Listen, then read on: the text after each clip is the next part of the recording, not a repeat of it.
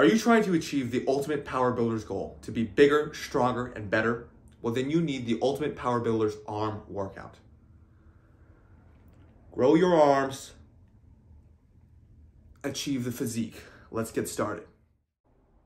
All right, we're gonna start this ultimate power builder's arm workout off with some heavy compound movements. Now, of course, these compound movements need to be bicep focused and tricep focused. But with these compound movements, we should also try to target some other limiting factors, either in our physique or in our other strength movements. For instance, my bench press, I am a little bit limited by my shoulders. So I'm going to pick a close grip overhead press.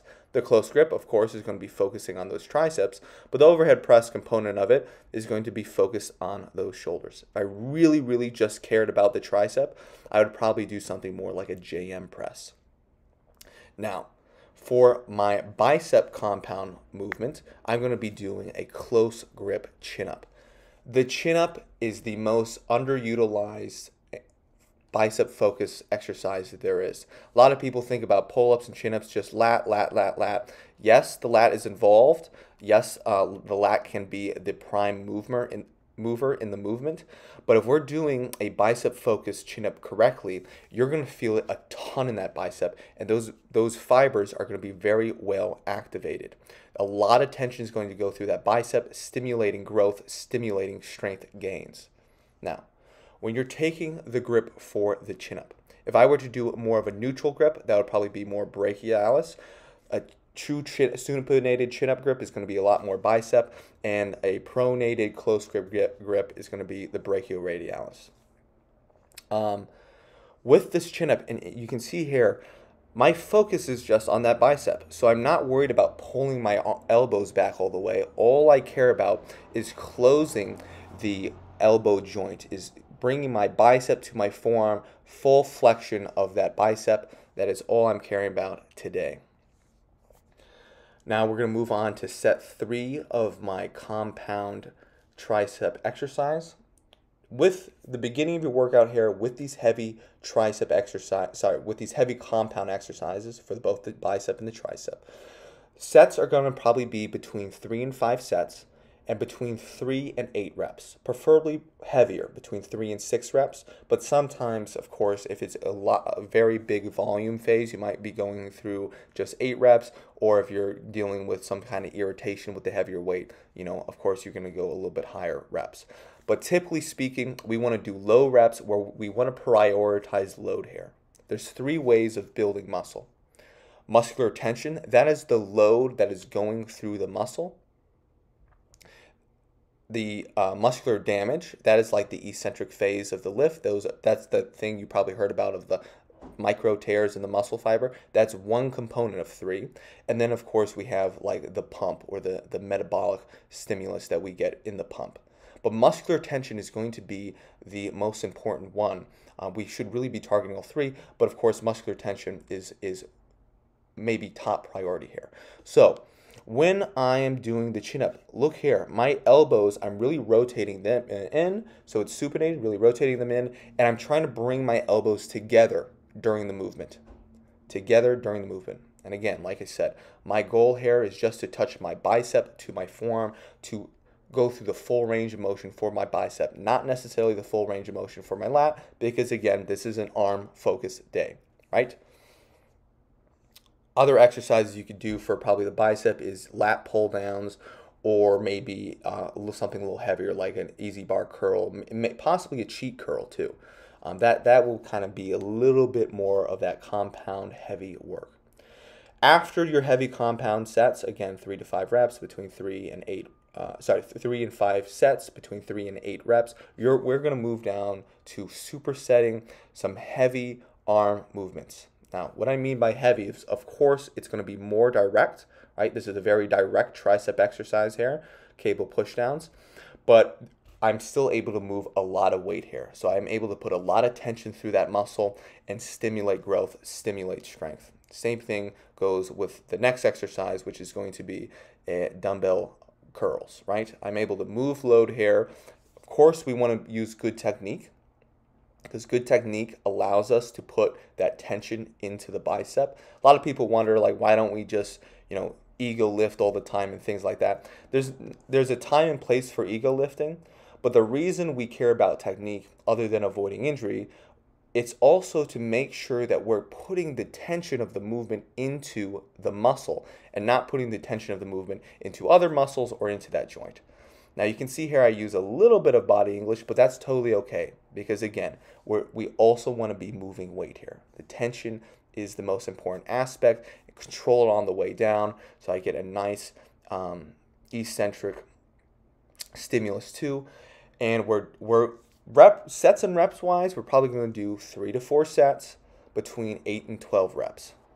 Again, this all depends on the rest of your program and the other arm workouts you do throughout the week, but I would just say typically that's what we're going to do there. Now, the arm day, if you're having an arm focus day, it is also an excellent day to throw in non-competing exercises, right? You're not going to be taxed, your respiratory system's not going to be taxed like a leg day or a heavy push day or a back day. Because we're going to be able to kind of recover quickly between exercises, and throwing in something like a neck extension is not going to really disrupt the amount of weight you can do on your tricep pushdowns and dumbbell curls. If we're going to go for an easy bar strict curl PR, yeah, maybe I want to throw in some neck extensions, but that's not really the goal here. The goal here is to get bigger and get stronger. So in doing so, throwing in some neck extensions and neck flexions like I'm doing here is not really going to disrupt our progress or our performance in the gym on this arm day. As far as neck exercises go, they're probably very underutilized. To be truthful with you guys, I don't do them all too often, but I do have a pretty thick and muscular neck. If you have a pencil neck, that is a concern. You should get that fixed with some neck extensions, neck flexions, shrugs, deadlifts, trap, farmer's carry, and things like that to stimulate muscular growth at that neck. The reason, one, it's by far more attractive. If we're building we're trying to build an attractive physique, at least to us, it's going to be far more attractive to have a thicker neck than a pencil neck. And then two, if we're thinking about just daily life, preparing ourselves for daily life, if we're ever in a car accident, God forbid, or a confrontation with someone, a muscular, strong neck is going to protect your head and it's going to protect yourself much more than a pencil neck will. So train your neck. Finishing up here with some neck flexions. Now the goal when I'm doing this is I'm trying to barely hold on to that weight. I'm just trying to put that weight in a position on my head so my neck can move it, both for the extension and the flexion. I definitely don't want to be using my lats or using my rib cage to move the weight. I want to be using my neck muscles. Of course, control is paramount. We don't want to be ego lifting with neck exercises.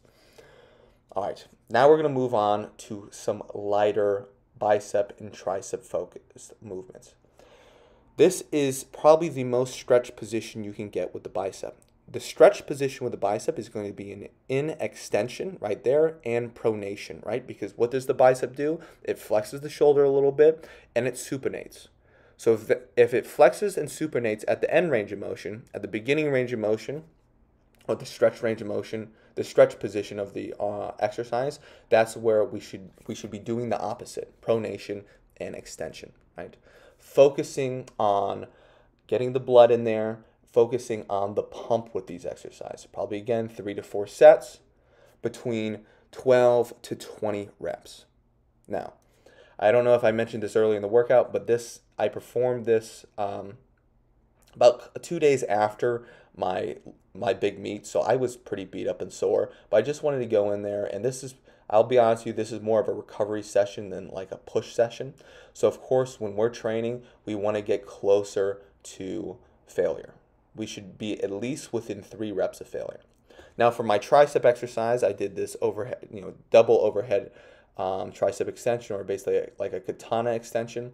Again, this is going to be challenging that end range of motion for the shoulder and for the tricep. If we have shoulder limitations, right, my overhead mobility is not the greatest, I want to be focused on arm exercises like this that work in those overhead positions so I can improve my mobility.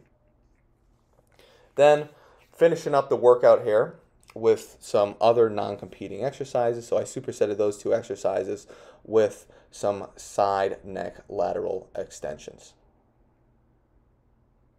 Just with the 25s. These, I'll be honest with you, were kind of a hassle to get into.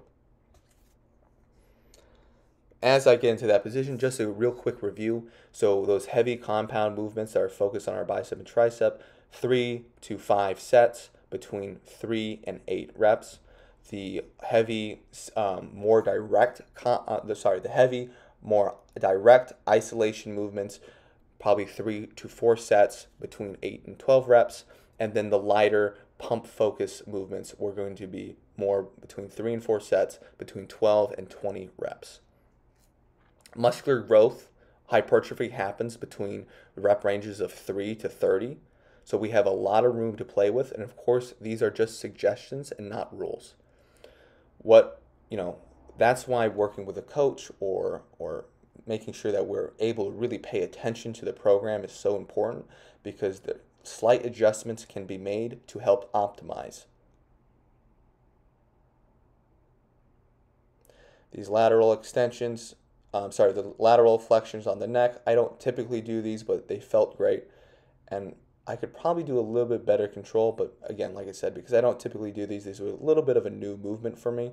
And again, I'm just trying to hold that weight there with my hand. I'm not trying to help lift it. All right, and then, of course, for an upper body movement, if you're still feeling good, for those arm days, if you're still feeling good, we can also hit a little bit more of our upper back. Upper back can always use a little bit more work. So for a well-rounded upper body, I just decided to end the day off with some cable Y raises. So the cable Y raise is a great movement. One is going to hit the lateral head of the delt. It's also going to hit the rear delt a little bit. And we're going to target the T3. So I don't know if you can see here when I go to the top end range of motion, but the trap 3 is the lower part of that trap. Your upper trap obviously is like when you do shrugs, but your lower part of your trap, what that helps you do is control the scapula. And scapula positioning and the health of that scapula is oftentimes where we can see shoulder problems. So we have a stronger T3, we're going to mitigate the risk of shoulder issues in the future. So having a strong upper and mid back is vitally important. All right, I hope you guys enjoyed the workout. Let me know if you have any questions. Like, subscribe, leave a comment. If you are interested in coaching, reach out to tankstrengthcoaching.com or email me at tankstrengthcoaching@gmail.com. Have a good one, guys.